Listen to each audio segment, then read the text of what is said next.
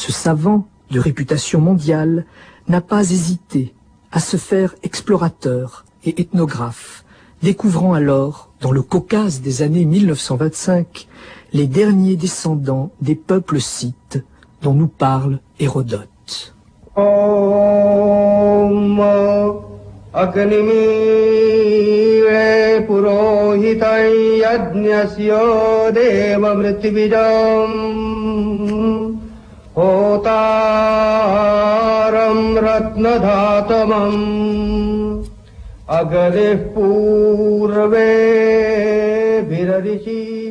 Georges Dumézil, lorsque paraissent dans les années 1920 vos premières études de mythologie comparée indo-européenne, où en était l'étude des langues indo-européennes et quelle était alors, précédente en quelque sorte vos recherches, l'image que l'on se faisait de ces indo-européens dont on a souvent tenté de reconstituer la figure préhistorique, ces indo-européens qui ont aussi longtemps nourri les rêves de ceux qui n'avaient pas entièrement abandonné la recherche d'une langue primordiale.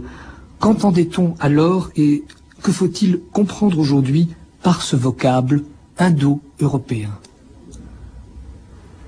Bien, l'indo-européen, comme vous dites, est essentiellement une notion linguistique.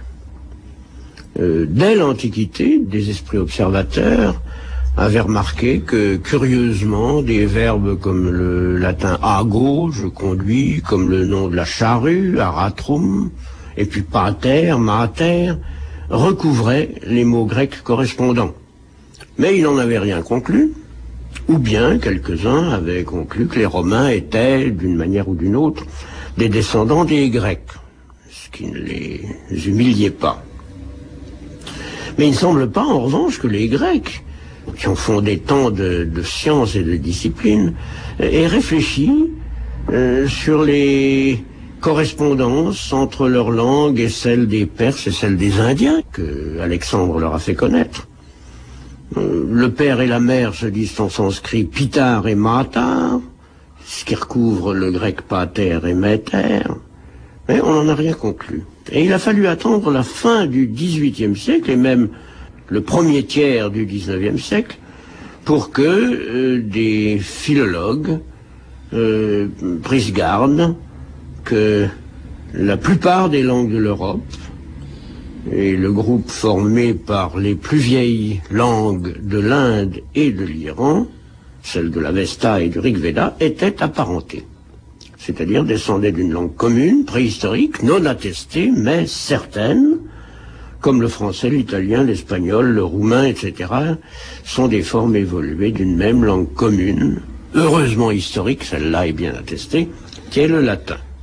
Alors avec une grande célérité, par retouches successives, on est parvenu à une image probable, grammaire et vocabulaire, de cette langue préhistorique, et on l'a appelée, sans prétention à dépasser les données, l'indo-européen, signalant simplement que les peuples parlant ces langues vont de l'Inde jusqu'aux extrémités ouest de l'Europe.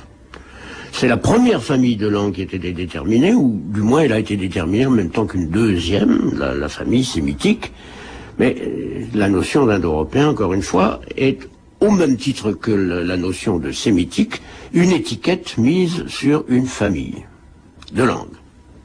Il s'agit donc bien d'une famille de langues, d'une communauté de langues, non pas d'une réalité forcément génétique, mais une communauté de langues exprime également, bien sûr, tout ce qu'un ensemble linguistique cohérent suppose de civilisation commune, non seulement intellectuelle, mais aussi matérielle. Et l'archéologie a-t-elle pu nous informer sur les espaces préhistoriques qu'occupaient ces groupes indo-européens avant la dispersion? À quelle époque et quelles furent les causes de cette dispersion, si on les connaît? C'est toute une série de problèmes que vous soulevez. Le premier est très clair.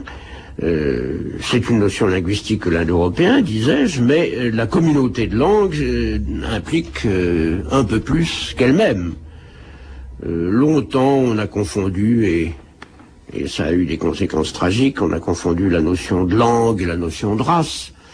On a confondu la notion de langue et la notion de nation. Or, nous savons bien, ne serait-ce que par les Grecs, que une nationalité n'est pas forcément une nation. Eh bien, les Indo-Européens n'ont peut-être jamais formé une unité politique. Ils étaient peut-être composés de races diverses, car naturellement, l'humanité était vieille quand on commence à avoir le droit de parler d'Indo-Européens. Mais il y avait certainement une chose qu'impliquait la communauté de langue, c'était un minimum de communauté de civilisation. Et comme vous disiez, matériel. On sait que les Indo-Européens avaient domestiqué et se servaient magnifiquement du cheval. On savait qu'ils naviguaient, ils ont un nom du bateau, ils ont des noms pour les opérations du tissage, pour la fabrication des pâtes, presque du ciment. Et ça va très loin. Mon collègue benveniste a pu montrer qu'il savait ce que c'était que la carie dentaire.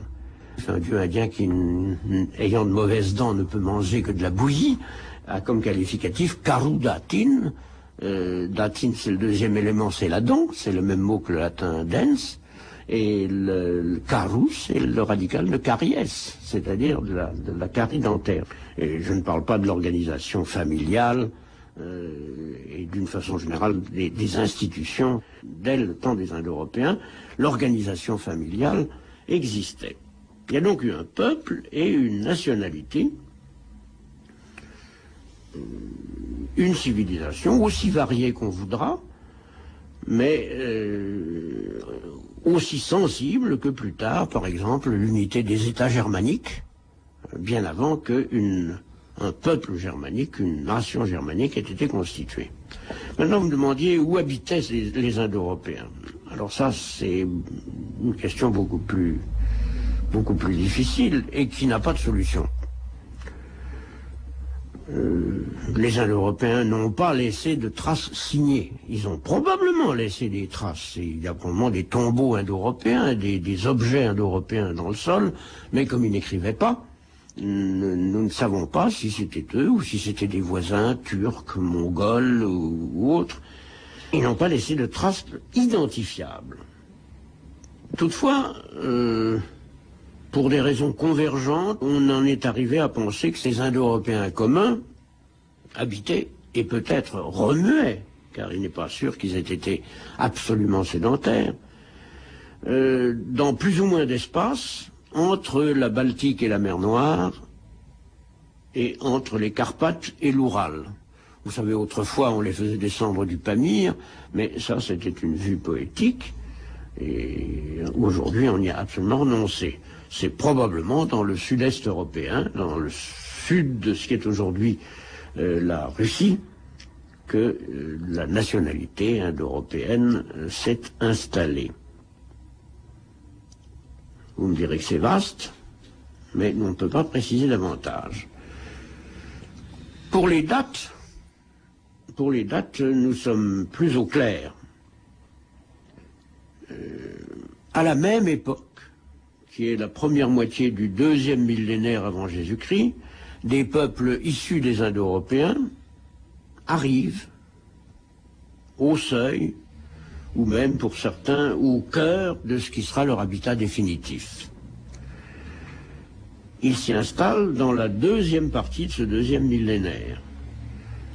Le plus vieux texte indien, le Rig Veda, les premiers textes grecs, et puis les textes hittites, c'est-à-dire trois groupes de documents de peuples parlant des langues indo-européennes, sont de cette époque-là. Non pas l'ensemble du Rig Veda, mais une partie importante du Rig Veda doit remonter à peu près aux environs de 1500 avant Jésus-Christ. Et maintenant, on a des textes mycéniens de 1300 avant Jésus-Christ. Les Hittites écrivaient aussi à la même époque. Alors on admet que l'unité indo-européenne a dû se briser, a essaimé de tous côtés sur une longue période, car bien entendu tout ça n'a pas dû se faire d'un seul coup, à la fin du troisième millénaire avant notre ère, et donc que cette unité existait, s'était formée un peu plus tôt, ou beaucoup plus tôt, au cours du quatrième millénaire, où du troisième. Ce qui est important, c'est de remarquer qu'il y a eu entre l'Indo-Européen et les peuples indo-européens qui sont entrés dans la lumière de l'histoire, il y a eu des unités intermédiaires. C'est-à-dire qu'ils ne se sont pas tous séparés, je vous le disais tout à l'heure, à la fois, mais ils ne se sont pas morcelés du premier coup en une infinité de plus petites unités. Quand on dit les Celtes, quand on dit les Italiques, on dit quelque chose de positif. Un gros morceau des Indo-Européens s'est dirigé vers l'ouest, et puis ça a été les Celtes. Mais les Celtes eux-mêmes, ensuite, se sont cassés en morceaux, si bien qu'on a eu les Gaulois, on a eu les Gaéliques d'Irlande, on a eu les Britanniques de Grande-Bretagne, qui à leur tour ont formé une famille. Et au contraire, dans la partie orientale du monde indo-européen, on a eu cette unité intermédiaire que sont les Indo-Iraniens. On a parlé d'unité matérielle, si on peut dire, et vous avez cité le cas du cheval. Alors, on rêve, quand on pense à ces Indo-Européens qui arrivent, qui font des conquêtes au troisième, au deuxième millénaire, on a souvent entendu parler du cheval comme élément important, leur permettant de dominer les espaces qu'ils parcourent. Est-ce qu'on sait des choses sur ce cheval indo-européen ? Non, on ne sait rien sur le cheval indo-européen. Tout ce qu'on peut dire, c'est que partout où ils arrivent, un des moyens de leur conquête, ça a été la cavalerie, et plus exactement la charrerie. Le plus vieux traité d'hippologie qu'on ait a été rédigé par des Indo-Européens au XIIIe siècle avant notre ère. Et surtout, partout où ils sont arrivés, et ils se sont heurtés aux peuples qui occupaient les territoires avant eux, partout où ils sont arrivés avec le cheval qui était alors inconnu. N'est-ce pas, le cheval n'était pas connu sur la Méditerranée par les plus anciens Égyptiens, par les Sumériens. Ce sont les Indo-Européens qui l'ont introduit, et l'équilibre ne s'est rétabli entre les Indo-Européens et les peuples qu'ils attaquaient que le jour où ceux-ci ont pu maîtriser le cheval et la charrerie. C'est vrai en particulier pour l'Égypte. Alors, vous parlez de l'Égypte, et pour le Proche-Orient antique, on connaît un certain nombre de faits permettant de remonter soit jusqu'à l'Égypte prédynastique ou jusqu'à Sumer. Et l'on peut déchiffrer aussi quelquefois, dans ce Proche-Orient antique, les circulations des emprunts entre ces civilisations qui sont aux sources de l'Occident. Mais pour les héritages indo-européens, dont on découvre des ensembles organisés de mythes, de rites et d'institutions, aussi bien à Rome que dans les textes indiens, iraniens, irlandais ou scandinaves, on ne pouvait pas penser à de tels emprunts, les distances étant trop grandes dans le temps, dans l'espace qui sépare ces différentes cultures. Dans le Proche-Orient, les peuples étaient un peu les uns sur les autres, et en contact permanent. Et par conséquent, si on rencontre une légende de déluge chez les Sumériens et une légende de déluge chez les Hébreux, on peut toujours penser, et il y a lieu de penser, que un des deux termes a emprunté la légende à l'autre. Tandis que les Indo-Européens, au moment où nous les connaissons, c'est-à-dire à la fin de leur dispersion, quand ils se sont installés sur leurs habitats définitifs, se sont trouvés tellement éloignés les uns des autres qu'on ne peut pas, quand on rencontre quelque chose de commun, quand on rencontre non pas une histoire de déluge, mais une histoire de création ou un thème épique un peu particulier, quand on le rencontre à la fois dans l'Inde et en Irlande, on peut éliminer l'hypothèse de l'emprunt. Et il ne reste plus pratiquement que l'hypothèse d'un héritage commun qui aurait été conservé avec des altérations de part et d'autre. C'est ce qu'on peut appeler la méthode comparative génétique, qui suppose que, avec une grande vraisemblance, on peut éliminer l'hypothèse de l'emprunt. Et c'est par bonheur le cas sur la plus grande partie du domaine indo-européen. N'est-ce pas ? Rome n'a pas été en contact avec la Scandinavie avant une époque tardive. Naturellement, il y avait des routes commerciales, mais le commerce ne peut pas entraîner derrière lui une littérature, par exemple, ou bien une religion. Il peut y avoir des influences, certainement, mais non pas des emprunts massifs. Et alors, à plus forte raison, comme je vous le disais, entre les Celtes et l'Inde, ou entre la Grèce et le monde slave. Vous venez de nous dire l'impossibilité, en quelque sorte, de supposer des emprunts entre de telles civilisations qui sont trop éloignées. Et Aujourd'hui, comment voyez-vous l'intérêt de ces études indo-européennes? Bien, pour nous, Européens, l'intérêt est grand. N'est-ce pas? Notre civilisation, notre humanisme, en gros, dépend de la Grèce. Il s'est fait à Athènes, et par Athènes dans d'autres lieux de la Grèce, pendant un temps très court, 2 ou 3 siècles, il s'est fait vraiment une mutation de l'esprit humain qui a produit l'homme moderne.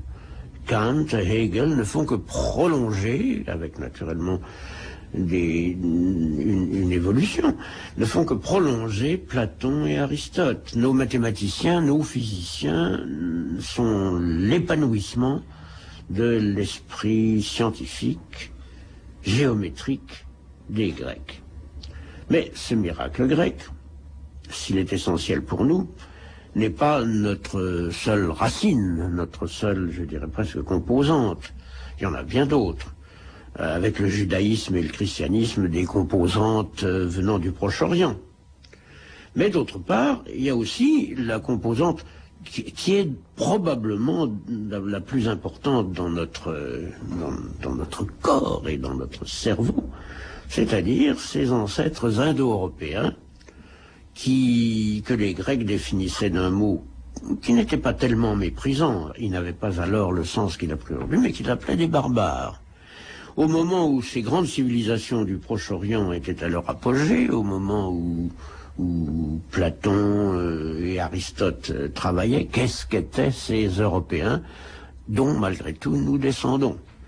Eh bien, si nous ne les connaissons pas par des documents historiques, si nous n'avons aucune histoire des Celtes, des Germains et des Slaves au IVe ou au Ve siècle avant notre ère, nous pouvons, par la comparaison, ce que j'appelais tout à l'heure la comparaison génétique, c'est-à-dire la comparaison destinée à reconstituer un prototype à partir de documents historiques dispersés, la comparaison génétique nous permet de définir non pas des événements historiques qui leur sont arrivés, enfin des catastrophes ou des victoires, le détail de leur migration. Nous ne pouvons pas toucher tout ça, nous ne pouvons pas toucher de l'histoire, mais nous pouvons toucher leur idéologie, c'est-à-dire ce qui soutenait leur conception du monde, ce qui justifiait leur conduite et d'une façon générale leur religion. Cela nous pouvons par la comparaison, encore une fois, des plus vieux documents indiens, celtiques, romains, germaniques, etc. Nous pouvons reconstituer des prototypes, des versions plus anciennes, dont les versions attestées, que nous lisons dans les textes, sont des variantes. Et alors ainsi, nous faisons connaissance avec nos plus lointains ancêtres. Nous ne lisons pas de textes indo-européens, mais nous avons presque l'équivalent. Nous savons comment la pensée indo-européenne se construisait.